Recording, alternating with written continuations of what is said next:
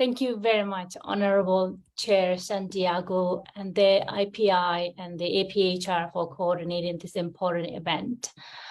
Excellency, as my colleagues and friends has described, since the attempted coup to overthrow an elected government last year, the military continued to advance a brutal campaign of terror against the entire country. In over 16 months, the junta has murdered at least 2,000 people and abducted over 14,000, according to our civil society partners, and announced the enforcement of death penalty of 4 democracy activists. The tens of thousands confined in squalid interrogation centers and prisons face the most egregious forms of torture. And as my organization's Women's Peace Network has reported, women and members of the LGBTQ+ community face heightened risks of being subjected to the junta's sexual violence in such conditions, as well as the country's growing areas of armed conflicts. The junta continued to launch airstrikes and other heavy weapons on these borderlands. More and more of these civilians are forced to flee with their children and loved ones, also as escaping widespread attack on violence, including on their schools, medical facilities, churches, and home. Today, hundreds of thousands of them seek refuge in Thailand and other neighboring countries, in addition to over 1 million already internally displaced. For the people of Myanmar, such data are not just numbers, but are forever a reminder of our collective pain and suffering. And for many of us, they fuel us with a united will to hold the junta accountable for its brutality and establish a truly inclusive federal democracy in Myanmar. Yet for many ethnic minorities in Myanmar, what has happened since the military's attempted coup is just another episode of the military's decades-long brutalities. For generations, the Myanmar military has perpetrated atrocities against our communities as a way to subjugate us. The United Nations Independent International Fact-Finding Missions on Myanmar has in fact reported that such acts amount to crimes against humanity, war crimes, and in the case of my community, Rohingya, genocide. Today, 10 years after the 2012 wave of the state-sponsored violence in Rakhine State, over 1 million Rohingya refugees remained in squalid refugee camps and detention centers in countries such as Bangladesh, Malaysia, and Indonesia. Many of them were forced to flee the Myanmar military's genocidal campaign in 2017. The over 600,000 remaining Rohingya in Myanmar, which include at least 140,000 confined in internally displaced person camps, face an extreme risk of being resubjected to further atrocities. Since the attempted coup, the military has intensified its policies to achieve its ultimate goal in destroying Rohingya.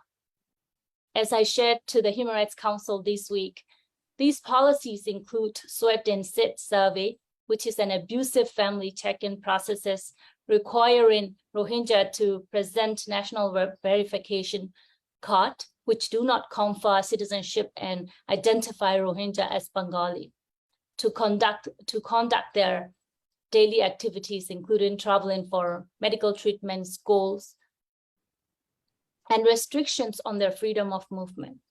According to WPN, since the attempted coup, the junta has further detained over 12,000 Rohingya, 1,200 Rohingya, and sentenced them to 2 to 3 years of imprisonment. Therefore, today, we are once again reminded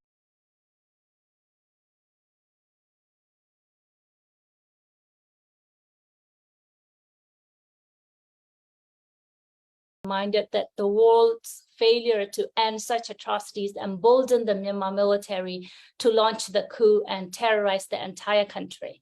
The international community has in fact been blindsided by the country's so-called democratic transition, moving its members to continue acting in line with the military's command. From a near decade of activism and as a former political prisoner, I also know firsthand that the government and the governments and international organizations, including UN organizations, refuse to meaningfully engage with or listen to ethnic minorities, especially the Rohingya. Indeed, the international community failed to address our atrocities in a way that reflect the reality on the ground. Excellencies, the dire situations in Myanmar call for the international community's immediate and comprehensive actions to end military impunity. The international communities must understand that the situations in Myanmar is beyond a political crisis. It is now indeed a humanitarian and human rights crisis. There is no feasible or lasting or just solution that will come from the military. Therefore, it is time to refrain from relying on ASEAN and its 5-point consensus in bringing peace and security to Myanmar.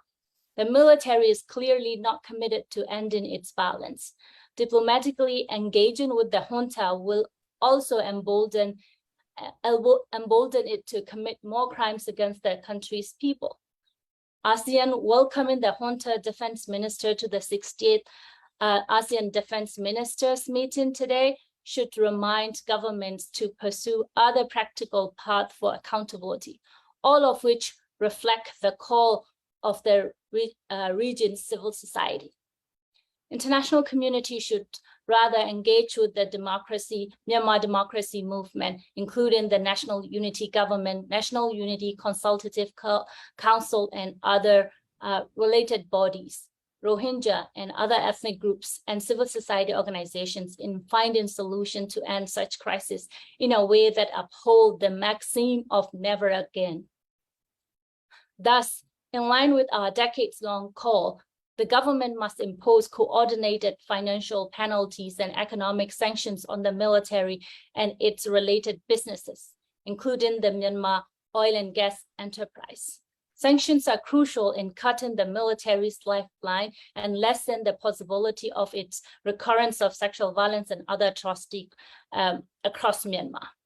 Countries such as the United States should continue pursuing these sanctions in accordance with the Global Magnitsky Act, as well as by ensuring revision to and passing the Burma Act. Simultaneously, country must also impose arms embargoes on Myanmar, ending one of the tools that has fueled the military's ability to commit conflict-related sexual violence and other brutalities that may amount to war crimes is a step forward to preventing its recommission. The UN Security Council resolution can implement these sanctions, and in line with the UN General Assembly's resolution last June and an arms embargo. The Council must uphold its obligations as well as the responsibility to protect and women's peace and security agenda. I remind the inquiry that the Council can do this despite this current position, as it took less than a day to introduce a resolution on the situations of Ukraine. However, as preventing a further recurrence of such crimes is not enough to end crisis in Myanmar, the Council should also refer Myanmar to the International Criminal Court. As one of the most important international accountability mechanism, pursuing this is a critical step in ending military's impunity and prosecuting the entirety of its crimes. Government must also support ongoing path to accountability for Myanmar, including the work of the UN Independent Investigative Mechanism for Myanmar and the UN Special Rapporteur on the human rights situations on Myanmar, as well as International Court of Justice Rohingya genocide case. Countries should also exercise their universal jurisdictions for the international crimes and gross human rights violations that have been committed by the military. These mechanisms must also be rooted in the full engagement and inclusions of victims and survivors of atrocities, particularly sexual violence. These accountability mechanisms also serve the purpose of recognizing the pain and suffering of the victims and survivors of such crimes. Thus, more governments should also work towards officially recognizing the atrocity to which people of Myanmar have been subjected. These include the genocide against Rohingya, as was demonstrated by the US government this March. Lastly, the international community should bolster their support for the country's civil society, including by enabling cross-border aid, providing direct financial and material support of need. Women's groups and other civil society organizations are experts of their respective communities and are often the only source of their support. Such form of assistance should particularly benefit ethnic minorities and marginalized communities, including Rohingya, in a way that respects their agency, dignity, and rights. Today, Your Excellencies, the junta is what is exacerbating the humanitarian and human rights crisis in Myanmar. Holding the Myanmar military accountable is the only way Myanmar can move forward. Thank you so much for your attention.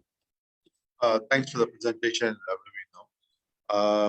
we now in the last few minutes of the 2-hour session. So please keep the questions short from the committee, the inquiry committee. And you can direct the questions to both Tutu as well as to Wai Wai Nu. So when you raise the questions, please direct it to either one of them. So it's easy to follow up. Inquiry committee, the floor is yours. Charles. Ibu Masih, go ahead. Yeah, thank you, Charles. Thank you very much for Ms. Wai Wai Nu and Tutu for your explanations.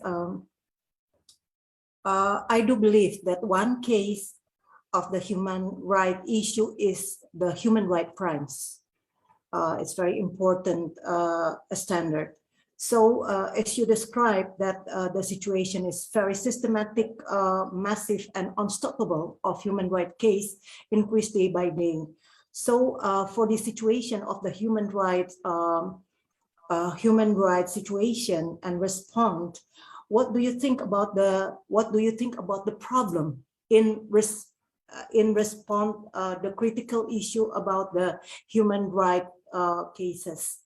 The heaviest related with the mechanism, procedure and mechanism from the HURIDOC human rights documentation local to the national, and national have to comply with the international mechanism, or it's related, the problem is related with a substantive effective response from the international community like UN, Asian, etc. Because you said it's very pragmatically responding the human rights issue, give distributions, the human rights aid assistance, something like that. But the situation is very slow to be response. So what do you think about that? So we can. The question is for Wai Wai Nu or for Ms. Tutu? For both of the okay. witnesses. Yeah. Can we have another question, and then we can ask them to sum up? Any other questions from the inquiry committee? Congresswoman Ilhan Omar, your turn. Thank you both for your insightful testimonies. I am curious if you can maybe answer this question: what protection is being given and what is lacking for Myanmar refugees? Okay. One last question maybe from the inquiry committee. Should I answer? I'm sorry, who's this? Hold on, Tutu. If there's any question before you can sum up a response. Didipon, any questions from you? Bapak Taufik, any questions? Okay. All right, there are only 2 questions. So please, either of you can start answering them. Tutu, you want to go first and then followed by Ms. Wai Wai Nu? Yeah, regarding the protections for the refugee, in in our area, I mean, current state, Myanmar border, the protections for refugee is not the standard like I just explained, because even they are not refugee yet, they are displaced people and facing many barriers to cross to Thailand because of the reformers. Thai government accept only few of them with a certain support limited area, and they don't let UNHCR and other humanitarian actors to access the place. So the protection is, we can say that very less. And when the airstrike happened, when the shelling happened, the mortar drop just beside the informal camps in the river. So with the fear that they will get killed when they ran into this into the Thai-Burma border, but on the next day they were pushed back. Oh, no guns out, you should return. So that this kind of reforms happening. And also from Myanmar side, there is no like a UNHCR and other UN agency and INGO can access to provide the protection service and other humanitarian support. Thank you. Thank you. Wai Wai Nu? Yes, thank you very much for the question. To answer the second question, I guess I will reverse the questions. As Natutu said, there are very little to no protections mechanisms available for the refugees in Thailand, and often the refugees and displaced persons are living with the fear of being arrested, detained, or by the Thai authorities or intelligence and other security forces in the borders. And in the sites of Bangladesh, where about 1 million Rohingya refugees are living, the situations in Bangladesh has been deteriorating day by day. There are no safety and security for the refugee whatsoever. Anybody can be killed or abducted or sexually exploited or trafficked anytime without any checks or any rule of law at all. And the nighttime, there is no security in the camps at all, and refugees are extremely vulnerable. And recently, in the past several months, the Bangladesh authority has been imposing many forms of restrictions against their livelihood, including destroying the small grocery shops that they sell on the street, or seizing telephone, or asking rickshaw drivers to pay a lot of money, or disemploying the Rohingya volunteers from the INGOs, and restricting freedom of movement by fencing the camps, even restricting travel within one camp to another camps. There are so many levels of the restrictions and pressures had put in place recently by the authorities, and where the refugees have no access, the refugee children have no access to education, and where many of them are forced to relocate to Bashangsha. So situations in Bangladesh is extremely concerning, and there are so many reports and news that you could find out so that there should be adequate response to the crisis. And to answer the first questions on the human rights crisis and how to respond it, I think first, the most important thing is to continue to support the human rights organizations and groups on the ground so that they can continue to document the crisis on the ground and continue to report to the relevant bodies and organizations, and provide support, so provide protections for the human rights defenders and activists on the ground. And those are some of the things that are locally done. And in terms of ending the human rights crisis, we definitely, as I mentioned in my remark, we definitely need to end the military's impunity as soon as possible.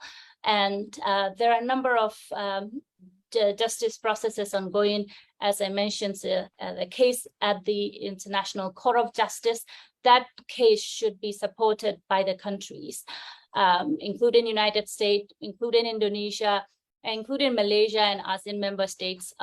Their case should be supported. And there are universal jurisdictions cases ongoing, and the country should explore more universal jurisdiction cases. In terms of criminal accountability, we are calling for the International Criminal Court referral by the UN Security Council so that the court can prosecute the entire crimes. Right now, they can only prosecute the crimes of deportations under the crimes against humanity, which is very limited crimes in compare with the entirety of their crimes. Without that, there has been discussions around creating an ad hoc tribunal. Logistically thinking, it will be extremely challenging to create a new court where the International Criminal Court is designed to prosecute such crimes, and it has already initiated an investigations, as well as it has the resources already in there. So it might be easier to really prosecute these crimes at the International Criminal Court rather than creating an ad hoc tribunal. But if that's what the UN Security Council or General Assembly want, yes, we are we're not objecting ad hoc tribunal. It is also a good option, but it might be a challenging to really set up a new thing. However, I think it is critical that the current or ongoing mechanisms here and there are fully supported by the governments and states. Right now, there aren't enough support. As you know, the case before the International Court of Justice was brought by the small nation Gambia, and thank you, the Gambian government and politicians. But big countries, big nations like United States, the UK, the France, they have not supported anything on the accountability yet. It's such a shame, and I think that has to be changed, and they have obligations under their national laws and under the international law, under the UN Charter, and that has to be fulfilled to protect people. Thank you. Thanks, Wai Wai Nu. I think we need to wrap up now. It's 6 minutes past the second hour. To all our witnesses, we extend our appreciation for their time and for sharing their deep knowledge, the anxiety, the fear, and the various experiences, and a sense of lots of